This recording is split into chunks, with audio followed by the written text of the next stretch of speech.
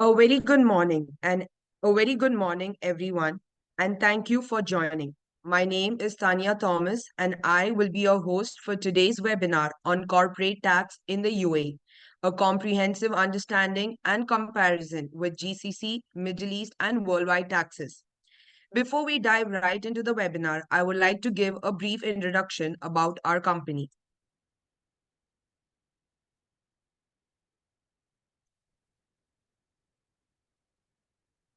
ITC Accounting and Tax Consultancy is one of the top and most reliable tax agency firms in the UAE. In a short period, our team has mastered how to give the clients the best tax solutions catering to their needs. You can expect an uncompromised approach when it comes to quality and professionalism. We deliver a streamlined outcome that sets us apart from the competition. We have already positioned ourselves as corporate tax, VAT, and excise tax specialists in the market. With a fast growing team of qualified and dedicated professionals, we stand out and meet the expectations of today's highly challenging business environment.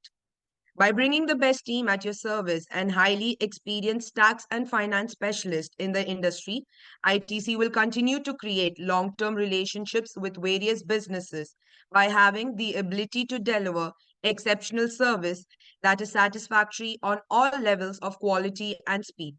As a testimony to our strategic and proven approach, most of the customers we serve are generated through referrals and repeated businesses. Moving on, I would like to give a brief introduction about our speaker for today's webinar.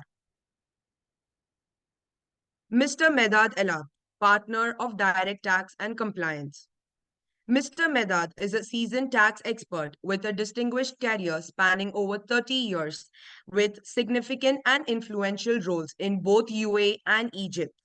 His extensive background includes pivotal positions such as head of internal audit and VAT and corporate tax leadership within one of the Middle East's largest conglomerates. His proven expertise extends across multiple sectors encompassing hospitality, automotive, construction, real estate, education, and healthcare. Backed by a distinguished collection of certifications and a particular interest in information technology and digital transformation. He stands at the forefront of technology integration in ITC accounting. This proficiency, complemented by active involvement in various committees, strengthens his ability to infuse cutting edge technology into tax services. His leadership extends to crucial roles as a board member, advisor, and committee member, demonstrating a proven ability to drive projects, lead mergers and acquisition due diligence, and conduct comprehensive feasibility studies. Additionally, he has valuable teaching and training experience, having served as a lecturer in various institutions. Within the realm of tax consultancy, he specializes in crafting holistic tax compliance strategies, implementing strategic IT changes, and establishing sustainable practices. Having innate project management skills and an acute understanding of various businesses departments, he approaches complex business challenges holistically, which makes him an invaluable asset for ITC. Before we start the webinar, I kindly ask our audience today to share their valuable questions on the subject in the Q&A section. This will contribute to an interactive session and ensure that you derive maximum value from attending. Your participation is important to the success of this event. I would now like to invite and hand over to Mr. Medat to commence the webinar.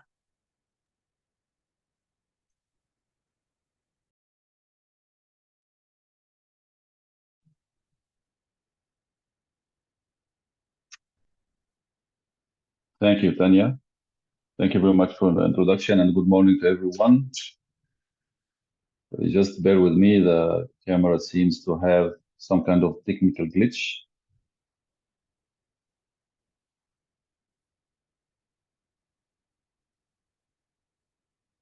Yeah.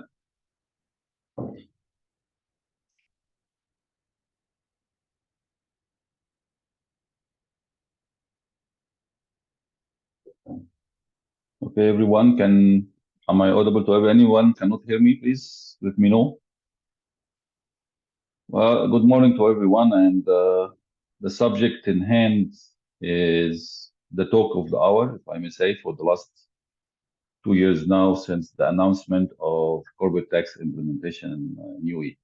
So, well, we decided here in ITC that maybe we can have some kind of series of webinars where we would actually discuss about the corporate tax in a little bit of extensive manner, so we can ensure that everybody is having a full picture about corporate tax situation. And even we also have in mind that UAE is a home for so many nationalities, and therefore it's essential and very, very much required to understand some kind of comparisons or some kind of aspects to compare between the UAE corporate tax and the corporate tax in other countries as well, because this has to be looked at a global perspective, not only in UAE.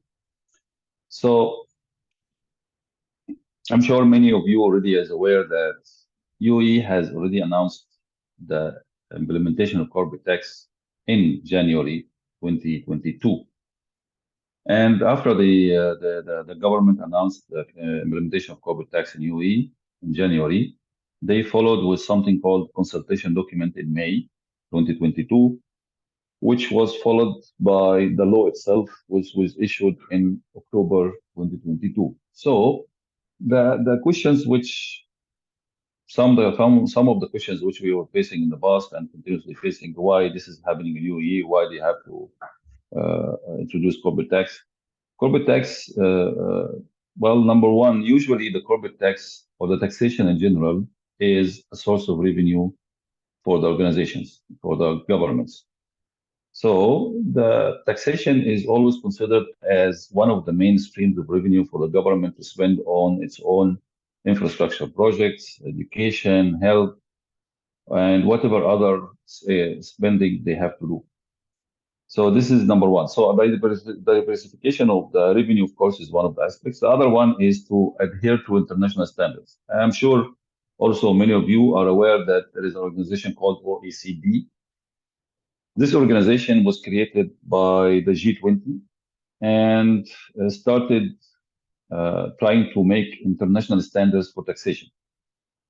This was like maybe 30 years ago. And gradually and slowly, they started having more and more countries signing on their agreements. One of these countries which signed in the last couple of years is UAE. And the transformation UAE started with the VAT and excise in 2017, 2018, and it will continue to happen. Of course, you will find other aspects of compliance came to existence, such as country by country reporting, economic substance regulation, and so on. So UAE is transforming itself and emphasizing on its position as a global business hub. And in order to do that, the corporate tax implementation was a necessity. And of course, we will see during the presentation here today that the corporate tax rate is considered among the lowest in the world, actually. Can we move to the next slide, please?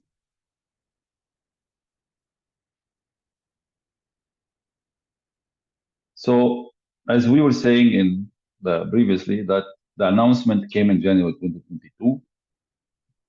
The public consultation document was issued in April 28th. Then October 3rd, the decree law was issued. And the effective date of the law is 1st of June 2023, which means that any company where the financial year starts for this company after June 1st, 2023, that means the tax law is applying to it. So we had this kind of questions and we had this kind of situations in the past. So maybe we can give an example. Some companies, their financial year starts in July. So any company, the financial year started in July 2023, that means they are already in the first tax period starting July last year. Some companies starting in 1st of October, and some companies are starting in January, some companies are starting in April.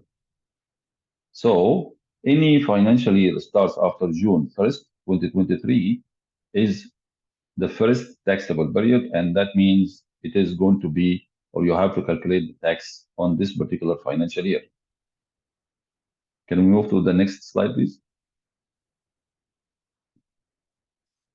Now, the taxation, the corporate tax law and the regulations related to it is evolving on a regular basis.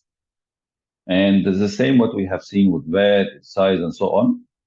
The law was issued in 2022, and then in 2023, we had several ministerial decisions, several cabinet decisions, several FTA guides, several FTA decisions, and so on, which so far, till the time we prepared this presentation about maybe a week ago or more, it was about 1,100 pages, more or less.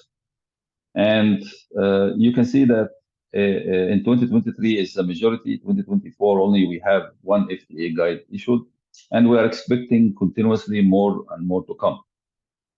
The minister and the cabinet decisions were revolving about so many crucial aspects for so many subjects. So some of the crucial or some of the anticipated subjects or anticipated information or anticipated specifics are not yet out, but there is a very great clarity today compared to the last year. To be specific, compared to the last year before April, and so on. So it's going to continue. We are going to meet and face more and more guidelines and more information coming our way. That's why we really recommend everybody to keep up to date. We are issuing regular articles and regular webinars, regular updates on all kind of platforms. So please keep yourself up to date about all this kind of regulations and all this kind of decisions which keeps coming. And still, we are waiting for maybe an equal amount of what have been issued so far till they satisfy whatever required in the law. So can we move to the next slide, please?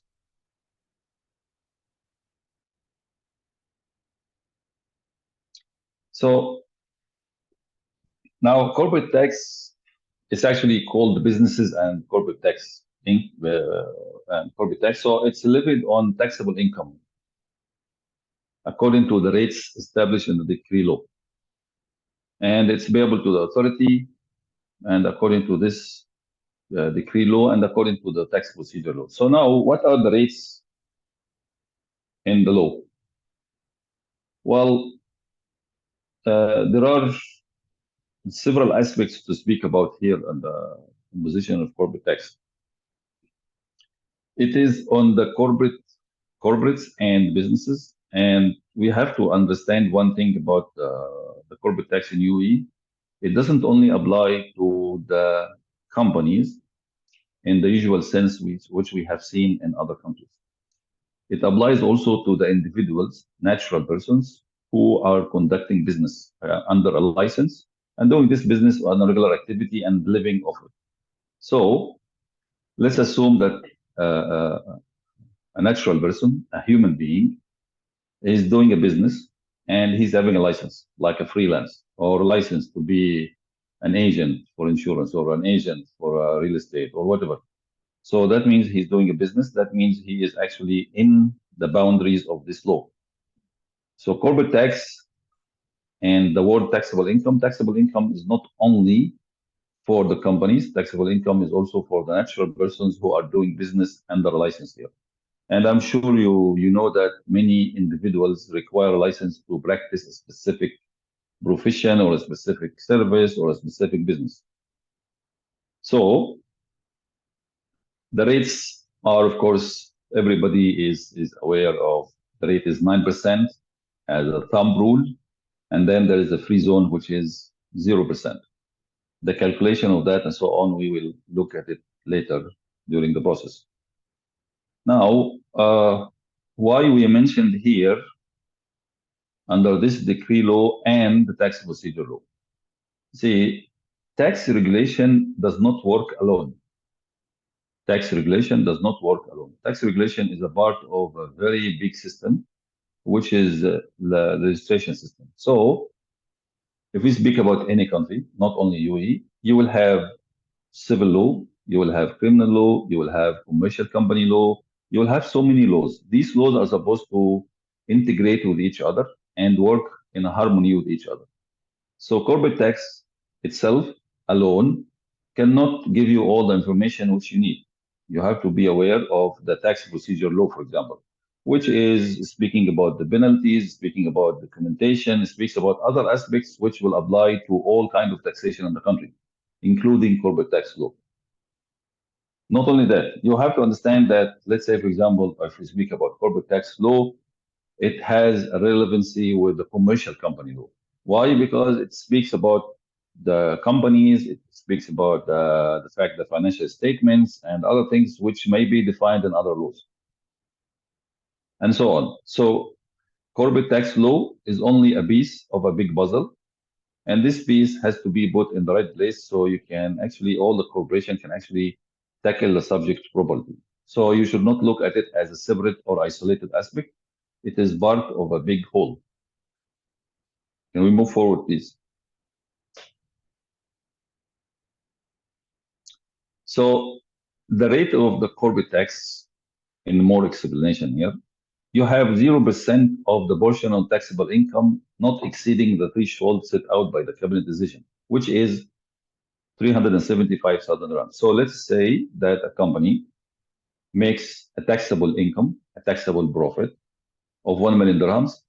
The first 375,000 dirhams of this 1 million dirham will be treated as 0%. And then anything above 375,000 dirhams will be treated at 9%. And this is one situation. And this will apply to all the mainland companies and all companies in free zone which are electing to pay 9% or where they have to pay 9%. Then the next one is corporate tax is levied on a qualifying free zone person. So if a free zone company or a free zone person, as per the law, is having all its income from a specific qualifying income, then it will pay 0% tax. Okay? And if it does not generate the income from qualifying income, it will pay 9% on tax on the taxable profit, which does not qualifying or is not qualifying income. So that means you may have two situations for the free zone companies. Of course, more clarity is required on this free zone area because there are some kind of specific areas and decisions which we are waiting for clarity more from the authority. But as a thumb rule, either the companies in free zone will have a zero rated position or they have to pay 9% position. And for the mainland companies, 375,000 dirhams of the profit will be treated as 0%, and then the remaining will be 9%. Can we move forward, please?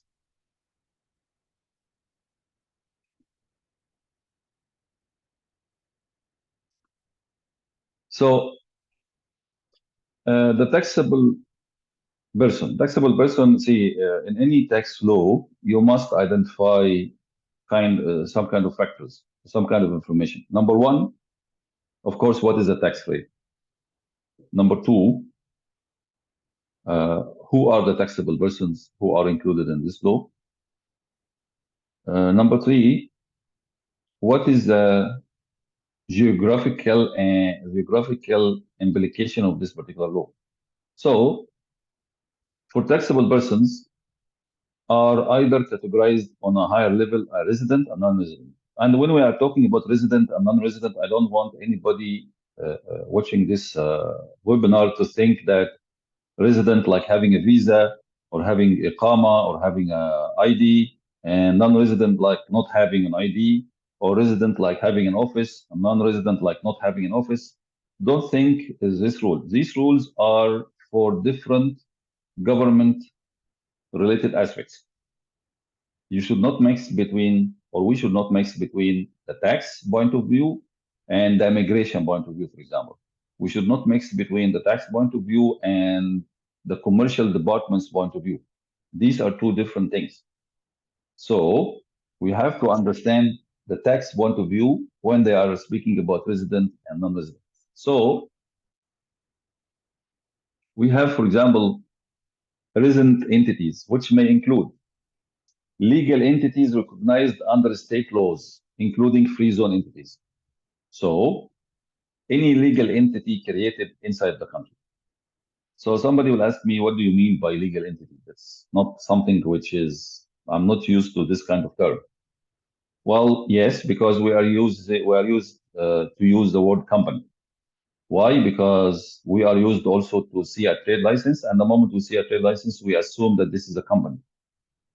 Well, this assumption is not very right, because in the legal perspective, you have two types of entities, or two types of personalities, or two types of legal entities. One of them is called natural person, which is a human being, and the existence of this human being is created by having a birth certificate and having a proof that he is alive and all of that. So by this particular document and this particular right of, by the essence of presence itself, he is creating a separate legal entity. And for example, if we have three different human beings, one of them makes a crime, he will be punished for this crime only.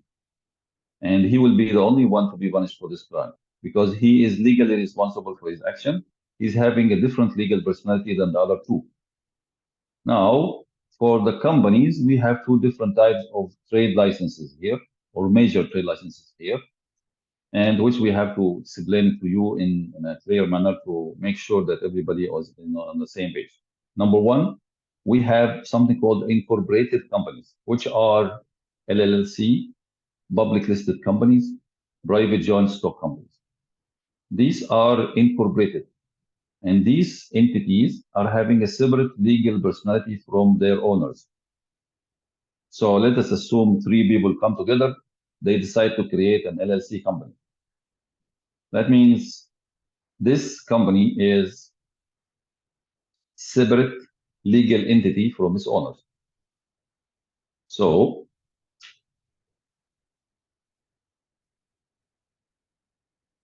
this is one example. The other example is that we hear always sometimes about sole proprietorship. We hear about something called unincorporated partnership. These are not companies. These are not incorporated companies. These are not separate legal entities. They are actually an extension of the natural person who created this particular entity. So the sole proprietorship is an extension of the human being who made the trade license in his name.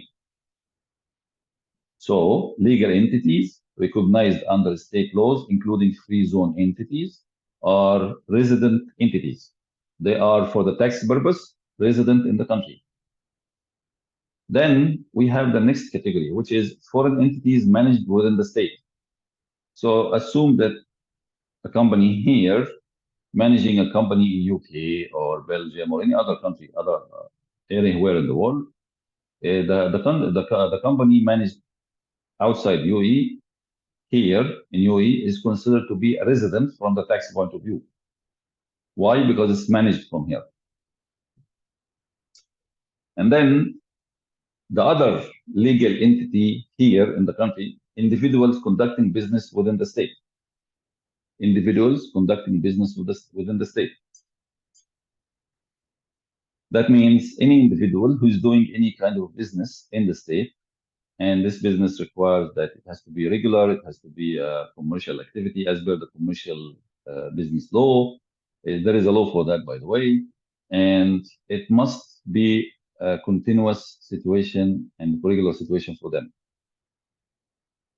And others designated by cabinet decision. So we are waiting for cabinet decision to come and say, well, if you want to say something else about it and so on, or tell us more about the situation. So the cabinet have the liberty to add more categories if they want.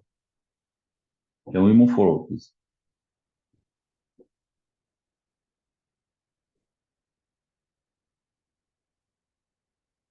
And then we come to the second big category for residency, which is non-resident entities that are those not meeting resident entity criteria, such as a permanent establishment in the state. A company is operating outside the country, but they have a permanent establishment here, an office here. They have a branch here, and so on. That means what? That means that they are considered for the tax purpose a taxable person, or a foreign entity which is earning income from the state. That again means that they are earning income from the state.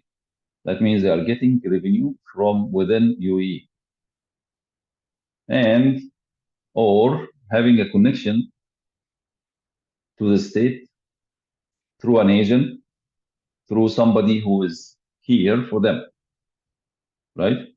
So somebody representing a foreign entity is residing here. That means they are actually having a business here. They are driving, or they're getting revenue from the country here, and therefore they are considered resident for tax purposes. Can we move forward, please?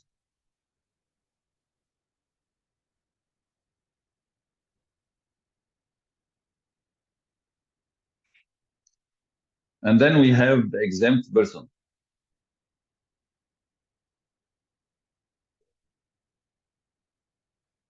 Now, the exemptions apply to these categories. Government entities are exempt. Government controlled entities, which means entities owned or controlled by government. Then we have individuals, we have companies which are working in extractive or non-extractive natural resources business, meeting specific conditions which is designed or defined by the cabinet and the minister. Qualifying public benefit entities, which we are referring to the charity entities, sports associations, all kind of public benefit entities. There is a decision about that. There are 510 of them. Qualifying investment funds. I'm sure you're all aware of the mutual investment funds, all kind of investment funds. There are conditions for that. The investment funds can be exempted if they can ask for they can apply for it, or they want to apply for it. And then the pension or social security funds. Then any juridical, and we are talking about juridical, that means not natural. We are talking about companies, unincorporated companies, LLC, public listed companies, etc., which are wholly owned and controlled by exempt entities. So if an exempt entity owns another entity and engaged in specific activities included in this exemption, then they can have exemption. And the exemption doesn't mean zero rated, just to make sure that everybody is on the same page. The exemption means that you are not, or this corporate is not under the purview of corporate tax. So it's a total different scenario. So exemption is not zero rated. Can we move forward, please?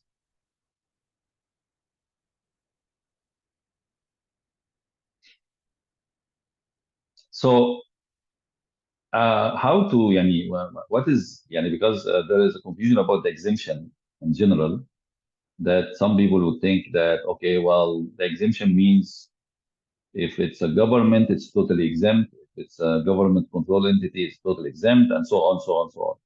Actually, they are exempt on the basis of the activity they are doing. So if a government entity doing only government activity, sovereign activity, they can be exempt based on that. But if they go and do any other commercial activities, which considered as a business, then they have to keep a separate box. They have to make a tax return, and they have to pay taxation as like everybody else. So the exemption is having two factors. Number one, the form or the essence of the organization itself, and then the activity of the organization. So if anybody wants to check if they are exempt or not, they have to check all of that. So if somebody is having, or some organization is having the two activity, exempt and non-exempt activity, they can actually separate both of them, and they can make taxable or tax return for the non-exempt or for the taxable income they are doing. So, Of course, the exemption will start in the tax period where the notification or where the law came or the tax period started and so on. There are several conditions for that. And of course, any conditions mentioned in the law is not met regularly, continuously, that means they will lose their exempt nature. Can we move forward, please? Okay, so we wanted to give you a comparison about the tax in UAE compared to the GCC. So in UAE, the first, as we said, the first 375,000 dirhams is zero rated, and then you have 9% more than that unless you are a free zone. Corporate tax in Bahrain, they don't have a corporate tax in the same manner of UAE. They only have corporate tax for the oil and gas. Same like the situation in UAE before they implement corporate tax for everything. And then in Kuwait, they have no corporate tax except on the entities which have total foreign ownership, which is 15%. So they are in the same position where UAE was there before they implement corporate tax, and they don't have a full-fledged corporate tax regime in Kuwait. Corporate tax in Oman is 15%, right? And then corporate tax in Qatar is 10%. Corporate tax in Saudi Arabia is having 20%. And of course, they have a certain categories for oil and gas. So what is noticed in GCC, just for the information of everybody and for everybody to understand how it used to work before, and even UAE itself, the GCC countries used to have a tax specifically for the companies working in gas and oil, exploration and extraction and so on, where they had a certain set of rates for these companies. They had also rates for some other activities, few other activities, such as banks, foreign banks, which are operating in UAE. And then when they introduced corporate tax, it became corporate tax for everybody. Now, this previous tax was on a local level, meaning that it was enforced by every emirate on a separate basis. I'm talking about UAE. Now, in a similar manner, all the other GCC countries used to have this kind of corporate tax for oil and gas companies and for the foreign companies, as we can see in Bahrain and Kuwait still. So the situation is that most probably in the next few years, these countries will come to the fold and they will implement corporate tax maybe in the next few years. Can we move forward, please? Now, this is like a graph comparison to show you that the situation or the comparison between the GCC countries. Now, if you look to the red one is a local ownership. That means these companies or the companies are owned by local ownership. And then the blue one is foreign ownership. And then oil and gas is in the little bit silver color. So we will note that the silver color, which is oil and gas, is having its own different rate for taxation in UAE, the same in Oman, the same in Qatar, the same in Saudi Arabia. And we will note also that for the same four countries, Oman, Qatar, Saudi Arabia, and UAE, they have the same tax rates for local and foreign ownership now. Before it was not the same in some cases. In Kuwait, we don't have any corporate tax law for all the companies yet. Bahrain is the same. Can we move forward, please? So this is a comparison compared to the Middle East. And why we are doing this comparison, just to show you that how UAE is positioned, and UAE is one of the lowest income tax rates in the world, of course. So here, the corporate tax in UAE is showing, again, as we said, 0% for anything up to 375,000 dirhams, and then 9% for the remaining. Jordan is showing 20%, right? This is Jordan. Lebanon is showing 17%, and they have a separate rate for gas companies and oil. Iraq, it's showing 15% federal and some other situation for the oil and gas. Then in Syria, it's showing between 10 to 28. In Iran, it's showing 25. In Libya, it's showing 20. Palestine is showing 15. And maybe some other situations. Yemen is showing 20. So it is actually different in the Middle East and different rates, different situations, but we are talking about the range between 15 to 25, 15 to 25. This is the rate which we can see everywhere. So if we move forward to the next slide, please. Can everybody hear me? Anybody cannot hear me? Okay, sorry about the technical glitches. So, well, each one of us in whatever position we are, I'm talking about that in these, either we are owners of companies or planning to have a company or working in a finance department or whatever the position, whatever the situation. What do we have? We have a situation where the company is introducing a new total regime. This new total regime is literally challenging how the business was done for the last 50 years. Why? Because it's a corporate tax. You have to look for so many aspects. You have to think about so many aspects. You have to change a lot to cater for this kind of compliance. And that's why understanding where UAE is positioned and what is the progress and how this UAE tax law and tax environment is growing, evolving. This will be a very necessary understanding for us to look ahead and plan accordingly.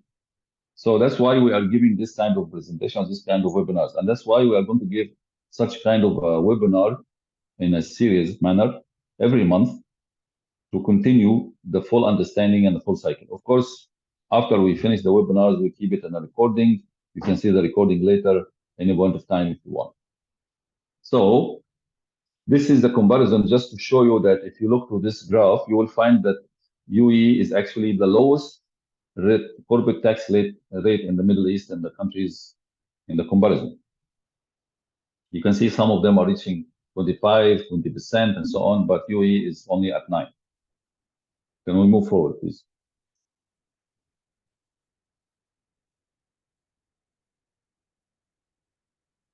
Am I audible? Can we move forward? Yeah. Now, if we expand our comparison a little bit, right, and take the UAE against the whole world, right? If we take an average corporate tax rate all over so many countries, we will find that it's about 23.45%. Okay. So imagine that in some places in Europe, you have 25, you have 30% in India and Australia, you have 29 in Germany, you have all over the world, you have so many tax rates. And the average is 23. The worldwide average is about 23.5, if I'm mistaken.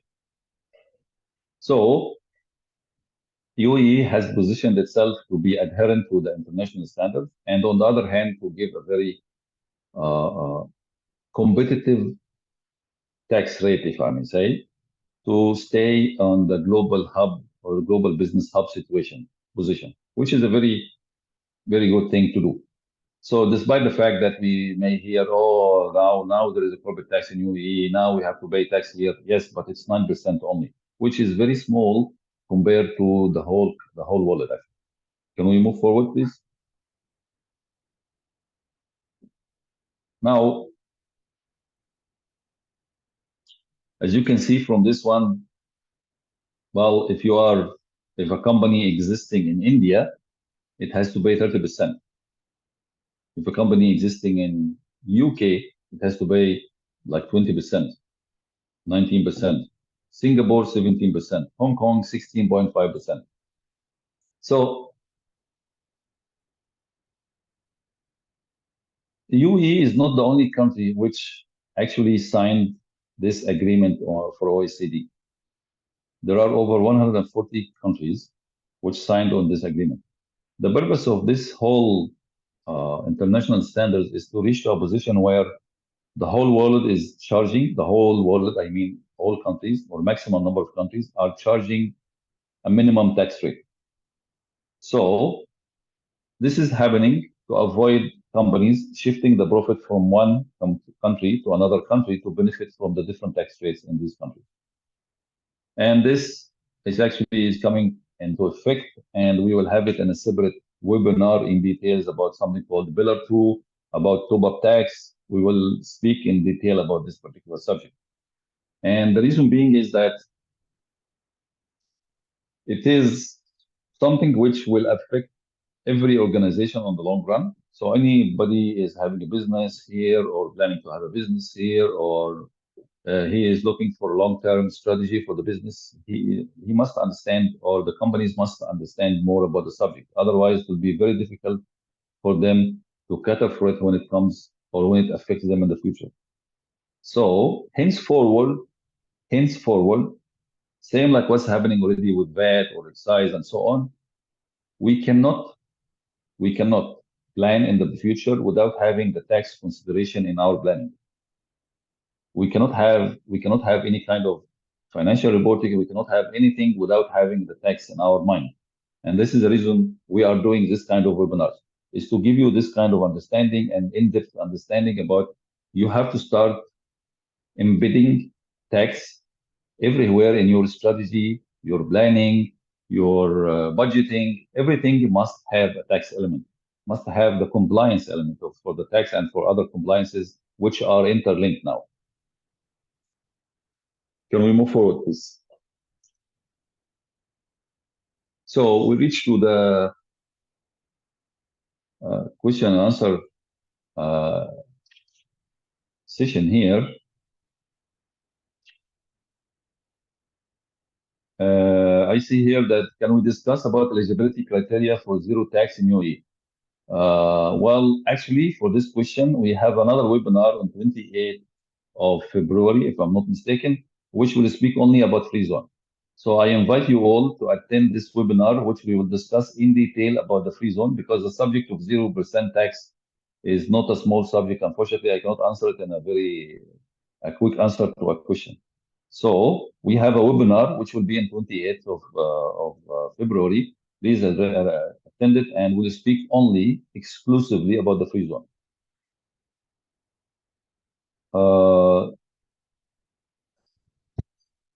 Now, another question. My company accounting year starts from March 2024. Then I have to submit the corporate tax for 9 months? No, you have to submit the corporate tax for the period. Your financial year is March 2024 or April 2024 to March 2025. That means you have 9 months after April 2025 to submit your tax return. So your company financial year starts, I'm not sure is it March or April, but if it's March, then you have till February next year to finish your financial year as usual, and then you can actually submit your tax return for a one full financial year. We will be sharing the presentation. Yes, we'll be sharing the presentation. If a free zone company has both qualifying income, not qualifying income, can the benefit from small business relief for the not qualifying income? Well, actually, for the small business relief, you cannot take the relief with any kind of benefits. So we are still waiting to confirm this kind of situation for the qualifying and not qualifying, because again, this free zone area is a little bit of having a little bit of gray area so far. Example, what happens of a company where the non-qualifying income is more than the de minimis requirement, something in the law? Are they going to enforce 9% on everything or not? So we are still confirming that, and hopefully by the webinar, which will come in 28, we'll be able to answer this question.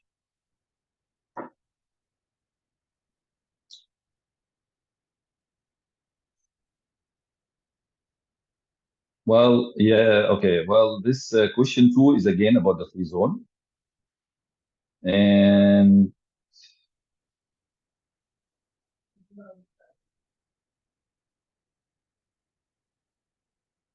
And question 3, which is about free zone doing business with the mainland company, but the transaction is a qualifying activity, which is not an excluded activity. Then the free zone won't have to pay any taxes on the transaction. As per the regulation of date, yes. When you say sole proprietorship establishment is considered an extension of natural person, does that mean that these entities are exempt from corporate tax laws, or how does tax apply to these entities? Okay, a very good question here about the sole proprietorship. Sole proprietorship is an extension of the person who created this sole proprietorship. So this person has to register for corporate tax and pay for corporate tax. I will say again. Sole proprietorship or establishment is an extension of the natural person, and therefore the natural person has to go to the FTA website and do a corporate tax registration and pay for the corporate tax under his name, not under the name of the sole proprietorship or the establishment. So they are not outside the scope of law. They are actually inside the scope of law as long as they are exceeding 1 million dirhams revenue per month. Sorry, per year. So any natural person who's having a sole proprietorship and this sole proprietorship is exceeding 1 million dirhams revenue per year, he has to register for corporate tax in his name. Yes, you will get a copy of the presentation.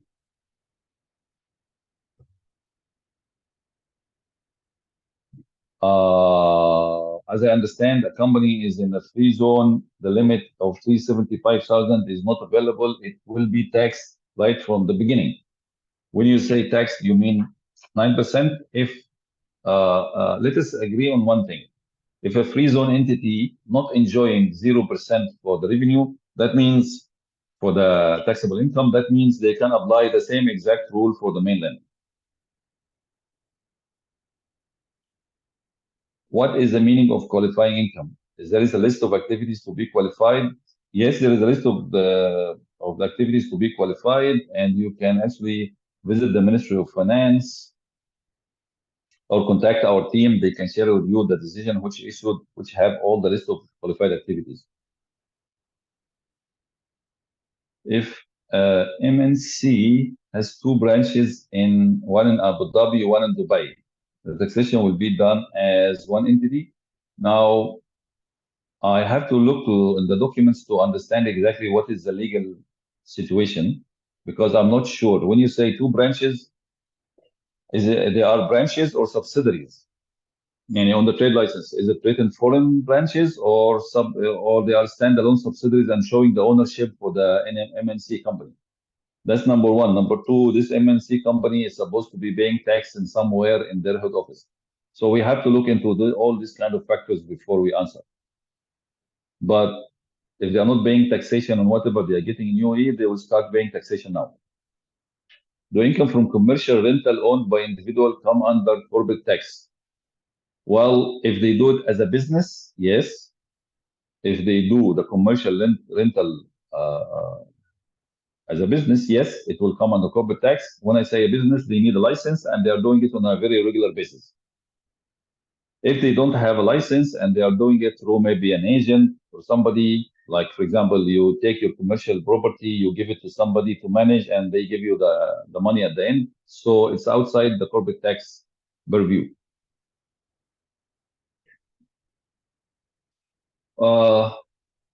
Please advise treatment of interest on shareholder loan paid. I'm not sure. Does it mean loan from the shareholder to the company or vice versa? Or the company is paying the shareholder loan to the bank? Is salary paid to the shareholder who are in management allowed as deductible expenses? Yes.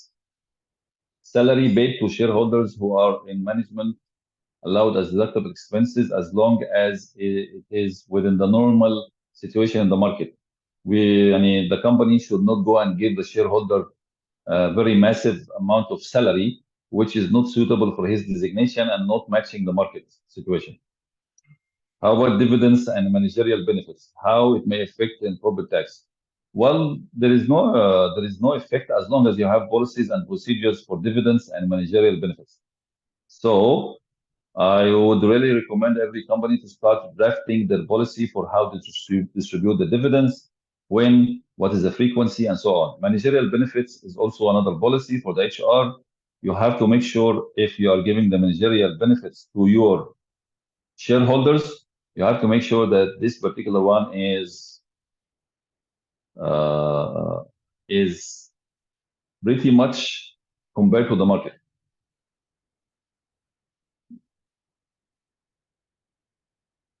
One of our company incorporated in September 2023. What should be the first taxable year? It's depending on your financial year in the memorandum of association. When any shareholders create a company, they make something called memorandum of association, and this memorandum of association is stating the financial year, the fiscal year for the company. So go to the memorandum of association and find out what is your financial year, and this financial year will be your taxable year. What if our company is not eligible? Do we have to file? I'm not sure. Just trying to find out what is eligible for what. I'm not sure. But if it's not eligible for 0% or exempt, yes, you have to file, of course. Does 5% of the minimum rule is revenue, sales, or income? No, it's actually revenue, as per the understanding as of date.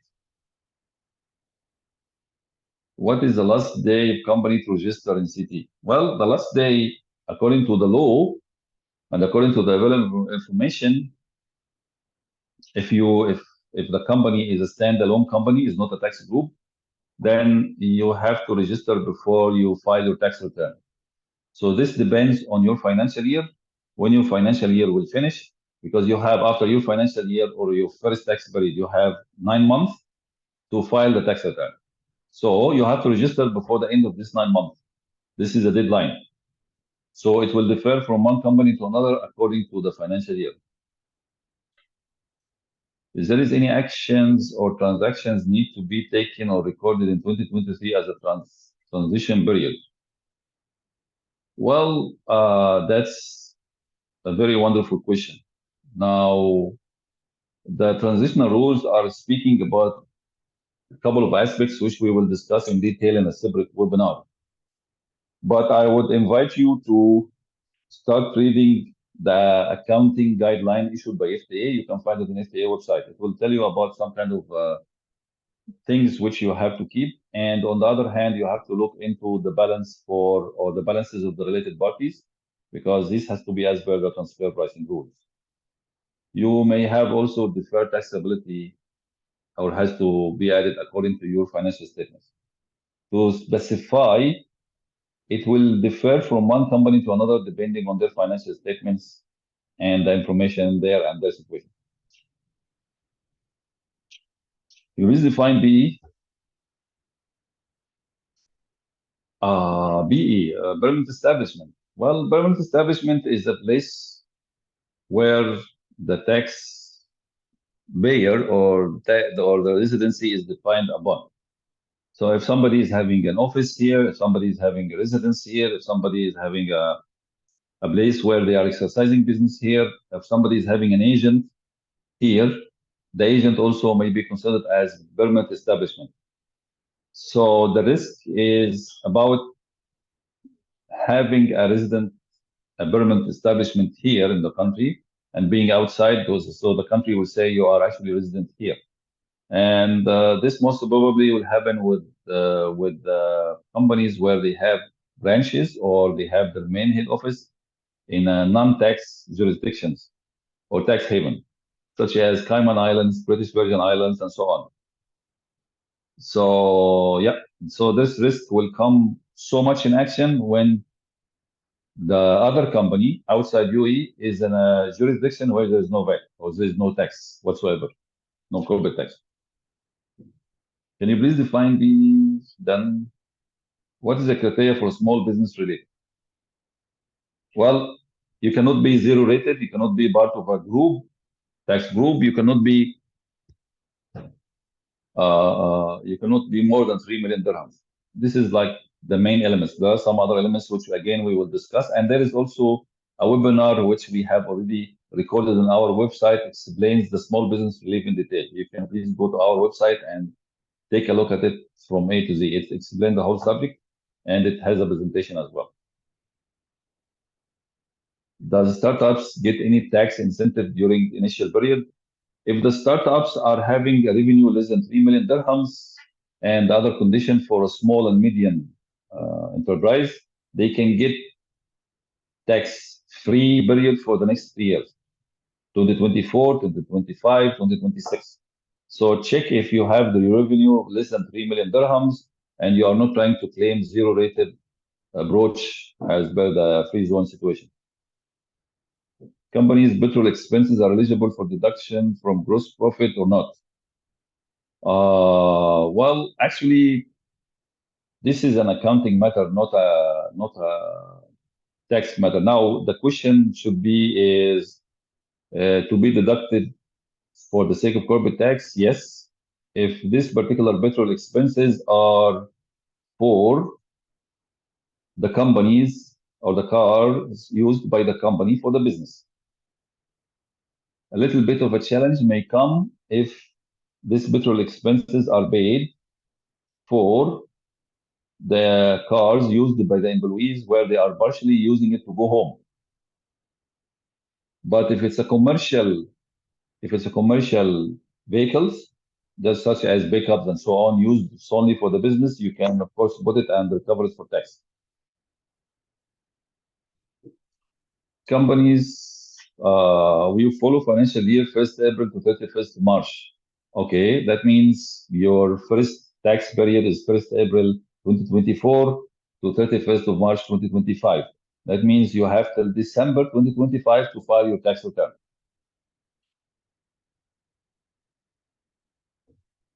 We have been an entity in Dubai mainland since 2004. We always have had our financial year ending on 31st of December. How does the UAE government and FTA know what our financial calendar is? Well, that's a very good question. Well, actually, the situation for corporate tax, VAT, excise, it's called self-assessment. So government or FTA does not have to know what is the financial calendar is. They are asking the taxpayers to go and put the tax returns. So let's say, for example, your financial year is ending December, and the company delays the tax return. A fine will be applied because they will ask you what is your financial year, and you have to put this information in the system when you are making registration, when you are making the tax return, in many other positions. So definitely they will be aware because the company has to put the information in the system of the FTA, and therefore any delay in the corporate tax return, they will definitely put a fine.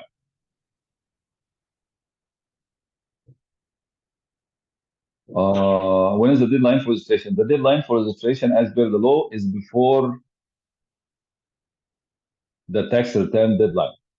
So your tax return is due because your financial year is January to December.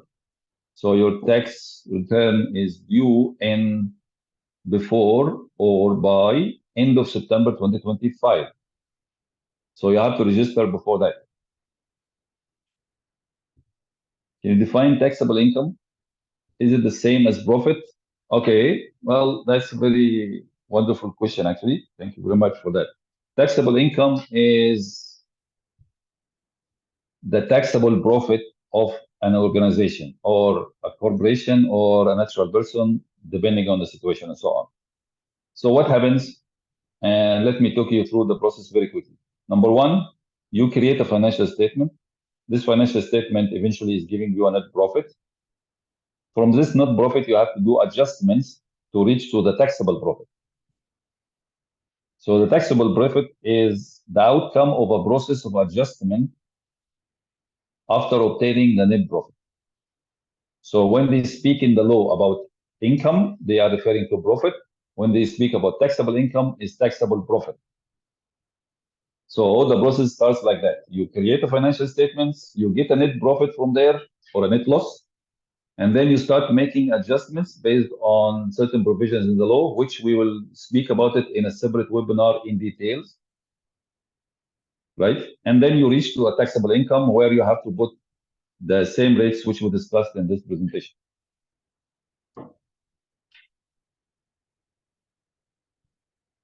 We are under free zone company doing business outside the country, marine business, where we exempted from corporate tax. Well, we have to check more closely about the scenario, because when you are saying marine business, you own a ship, because this is one of the qualified activities. If you own a ship using for international shipping and whatever, I don't know what is the business situation, but if you are doing certain activities, which we will discuss in 28th, you can take zero rated. We are a branch of a foreign company, establishment, representative office, undergoing only marketing activities on behalf of our HQ. Hence, we are not having any actual commercial business transaction. This clarify what is still. Well, every organization with a license here in the country must register for corporate tax, or prepare yourself to say that I'm registered elsewhere, I'm paying tax elsewhere, and have a proof that you are not tax resident in the country. According to the question is that the company is a branch of a foreign company establishment, a representative office. The representative office means usually it's taking care of some kind of marketing, it's taking some kind of maybe some agreements, whatever. So they are not doing actual business.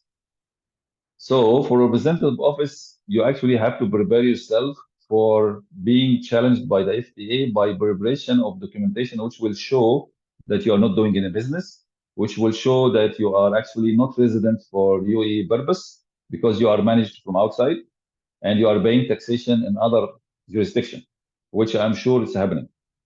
So you should start working on this strategy from now, because if you don't register, they have the information, they will start making fines and all of that, which will be a big drama later. So I would recommend to have consideration and consultancy with your tax consultant in the origin or your foreign company, because they have a tax consultant. Either they have to claim that you are not resident here for the purpose of tax, and therefore you should not be registered or not pay tax here, and they have to show certificates of registration there. They have to show the proof that they are paying taxation, and there is a process for that. So I would recommend you start working on it from now. How to create the single owner entity? Well, single owner entity in the country here, there are two forms of it. There is a single owner entity, which is called LLC. This one is a normal company. It has to be registered for tax and so on. And there is another one which is called sole proprietorship. This sole proprietorship is actually an extension for the natural person. So the natural person has to register by himself. Company also notify VAT return full year, same like corporate tax. For VAT, you are supposed to be registered for VAT, and your filing may be quarterly or monthly or half yearly or 1 yearly. It depends on what the certificate is telling you. So for VAT, it's not like corporate tax. Corporate tax is only one return per year. VAT may be monthly, maybe quarterly, maybe half yearly, and maybe yearly. What if your company is set up as a civil company? Do you register as a civil company for corporate tax? Yes. Any company with license must register for corporate tax. This is a thumb rule. I have to maintain the proper inventory opening and closing stock. This requirement, yes, you have to maintain the proper inventory opening and closing stock. Absolutely. The previous culture is no longer possible. That means you have to do financial statements properly. When I say properly, I mean as per the standards. You can choose to go for the standards for the IFRS SME, or you can choose for cash, and there are so many other options, but you have to do it properly. Are external audit mandatory for all these registered, or any turnover threshold? Turnover threshold is it has two cases. Case number one: any company which is in free zone, enjoying zero rated, they must have audited financials, external audit, regardless the revenue. So this is number one. Number two, for the mainland companies or the companies which are in free zone and taking or electing to pay or have to pay 9%, then they can go up to 50 million dirhams before they require external audit taking place. But we recommend to have audited financials for any company which didn't do audit financials before, because they should have it as a cutoff point to show the FTA that this is where we started and so on.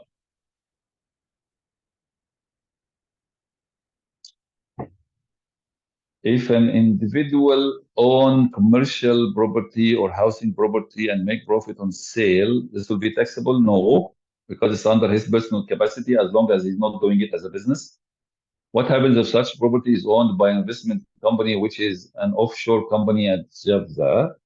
Well, I am not sure how an offshore company can own a property inside the country, because they're not supposed to do business inside the country, if I'm not mistaken about the offshore concept. But nevertheless, if they are doing business in the country, they have to register and pay tax. I'm talking about the company. Now we go back to the question about the foreign branches. Now for the foreign branches, these are branches from a foreign entity. Now you have to go back to the main head office of your foreign company, ask about the taxation position, where they are registered, what they are paying, and so on. The internal work done recorded by construction companies as accrued revenue up to December 2023 usually include a percentage of up to 5% of the contract of work done, but it will not be certified up to the stage of completion. So in this case, it is still can be considered as revenue of 2023 before CT applied. Okay.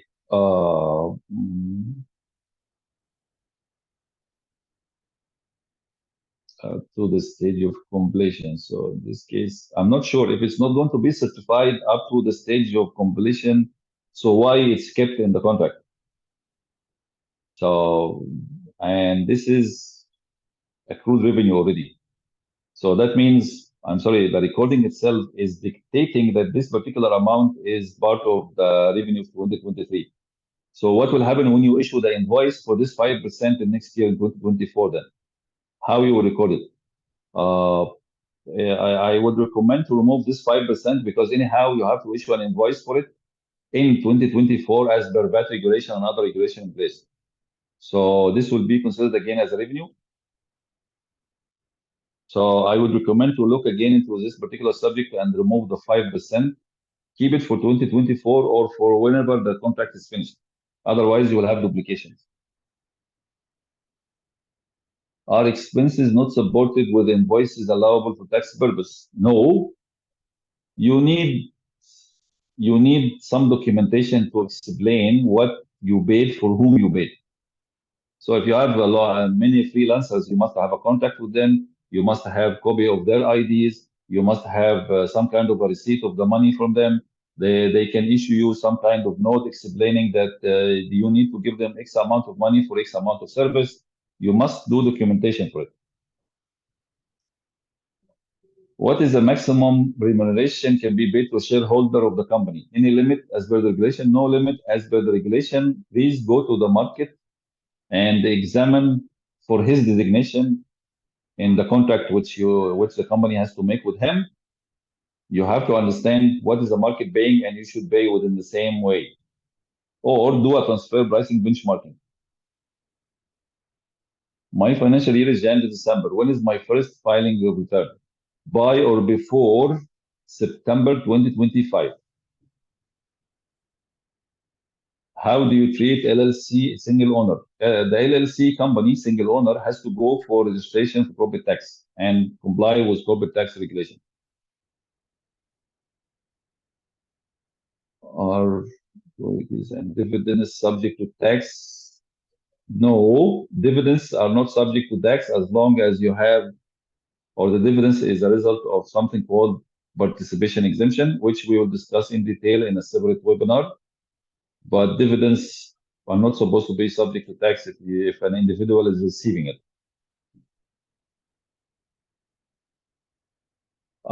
If there is any limit for the payment of directors' remuneration, including the allowances, there is no limit set by the regulation. You have to go into the market and make sure that you are paying as per the market. And you must have supporting documentation to show that. If a free zone company pays royalties or shareholders to another free zone, can the royalties considered to be tax deductible? Well, if you have all the proper agreements, yes, it can be tax deductible, and it has to be at arm's length if they are the same shareholders, provided you have a contract. You must have a contract. Clarification of previous question. Loan given by company to the company by the shareholder and interest paid by the company to the shareholder. Yes, it's deductible because if you are taking the loan from the bank, you will deduct the expense. Only you have to make sure that it's according to the transfer pricing rules. Our company is in free zone. What qualifying income proof of availing zero? Well, there are several items of them. So if you can come and join us in the webinar of free zone, we'll speak about it in details.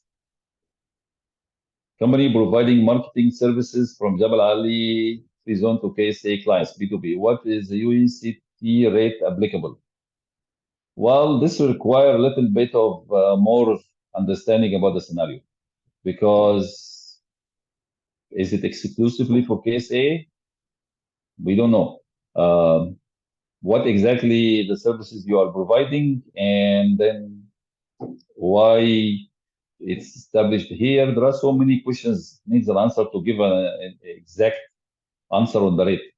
But if you are doing a marketing activity, then it's actually not a qualified activity, and therefore you will have 9%. This is on the top of the head and based on the question. If we have a loan to a natural person and we have to pay for them with interest yearly, what is the effect regarding the new property tax? You will record the interest as an expense and deduct it. There is an interest deduction limitation rule, which we'll discuss also in the coming webinars. Is income from rental of lot in the industrial area, but the owner have no trade license. The tenant who rent a lot is doing business on the lot, like manufacturing. Well, you are referring to a natural person who owns the industrial area and he's renting it out. That's his personal investment if he's not doing this as a business. And therefore, it's outside the corporate tax view. But for the lessor who is using the land, he has to book it as an expense. And it can be deducted, of course, for corporate tax. In portal, I have option to select the slot of tax from March to Feb. So if select this slot, that means first return will be from March 2024 to, yes, that's correct. It will be from March to 2024 to February 2025. Are dividends considered as income from holding of shares from another juridical person? Dividends is a little bit of a tricky situation because we have to understand what is the share percentage and other things. There is a rule which called participation exemption rule. You can check it out, and we will discuss it in the future webinars. Or you can contact our team so we can give you a specific advice on the subject. But in general, if dividends are having more than 5% shares ownership in this company and other conditions, yes, it will be outside the scope of corporate tax. Our financial year from January to December, like calendar year, CD applies for us from 2024 or only or 2023. No, it applies to you from 2024 only, and you should make a tax return for 2024 only. What about tax depreciation? Why no guidelines till date has been issued on the said subject from authorities? Well, yeah, we are waiting for the same. That's one of the gray areas. What is the local and master file as per the transfer pricing rules and for transactions within related party within UAE outside GCC? And okay, well, Master file is something which is a file which explains the structure of the company, the shareholders, the related parties, the corporates. It's like a snapshot about your organization. The local file is a detailed file which have the transaction details of the related parties. All the related party transactions are details. This is in the local file.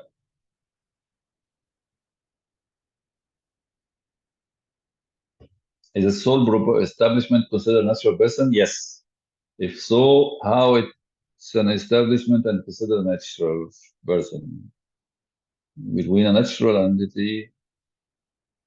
Okay, on the trade license, if you want to differentiate between the two things which I spoke about, natural person and juridical person, if any company have the name LLC or public listed company or private joint stock company, this is a corporation, right?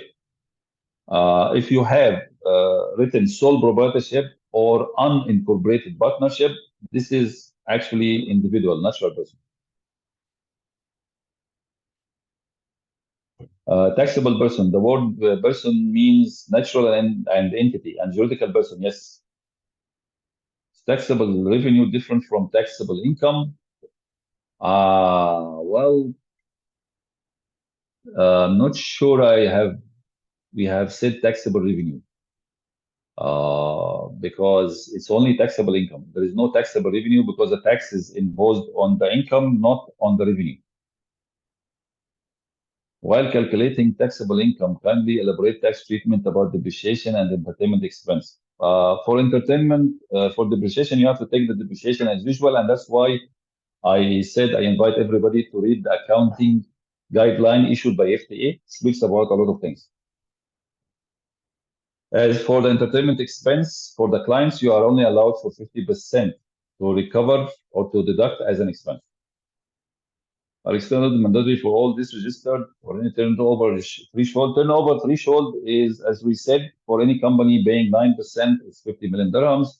For any company electing 0%, it is zero revenue. So any company not paying tax, they must have an external audited financials, even if the revenue is only 1 million dirhams. Under CT, all companies have provided financial statements. No, only the companies which are having 50 million dirhams revenue above and paying 9%, and any company not paying tax 0% free zone, they have to provide audit financials regardless the revenue. Is there any difference between individual person or natural person? No, there is no difference between individual person and natural person. Natural person is a legal term for individuals. Can you take my question, please? I'm sorry, Omer.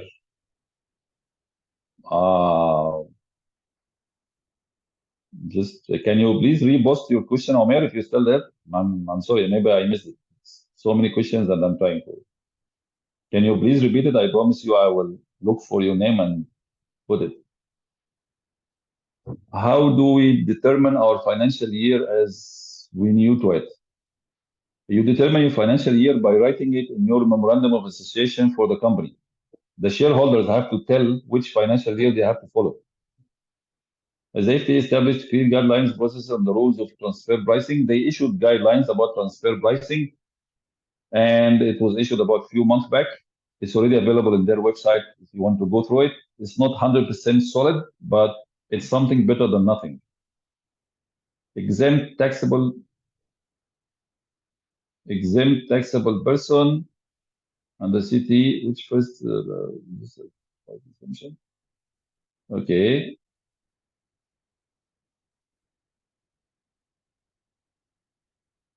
Sorry, just a moment. I'm sorry. Now we are approaching the end of the webinar. I'm not able to find Omer's because I promised I will answer his question. So for the exempt taxable person, we will come back on a different webinar on that if you want to follow. But usually the exemption is having different situation for different companies. How two sister companies owned by the same shareholders avoid TB? They have to create a tax group, and to create a tax group, you need a holding company holding both companies together. Recorded by construction revenue up to this is, I'm not sure if this is a repeated question or not.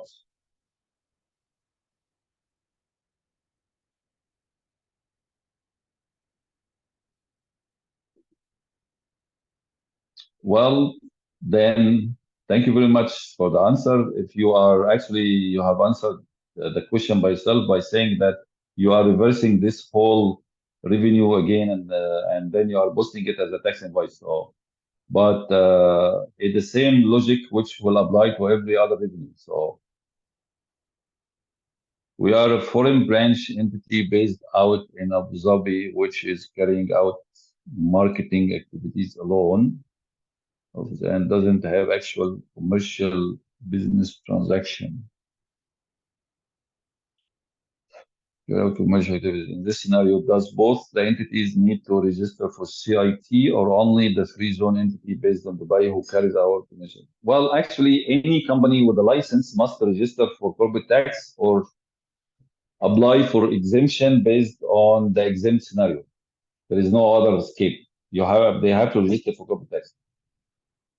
Company paid salaries to their freelancers stated outside the UAE. Those freelancers have not carry any license. Are these expenses accepted under CT?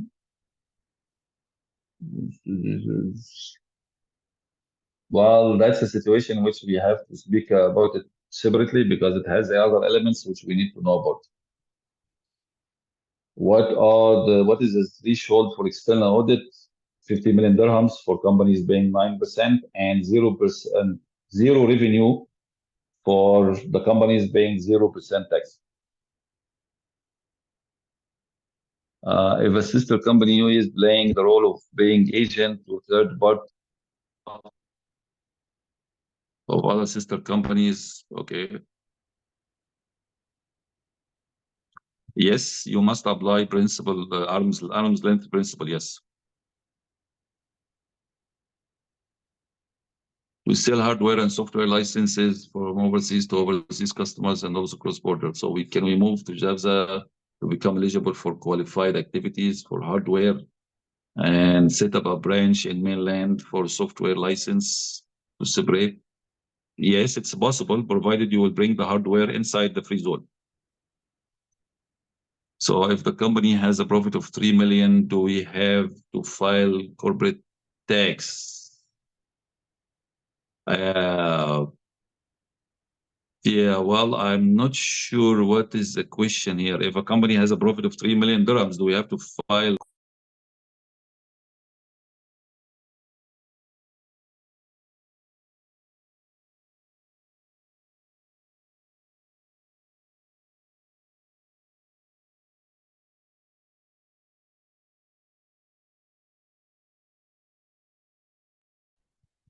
So I have to excuse from all of you because we came to the end of our webinar, and I have some other pressing activities. We'll come back with the questions, and the team will make sure that the remaining questions are addressed, and they will contact you. Right? I hope you enjoyed the webinar. Thank you very much for your time, and very sorry that I have to go because I have another arrangement I have to catch up with. Thank you very much. I hope you enjoyed and you benefited from this webinar, and wish you all a very good day ahead. Thank you very much.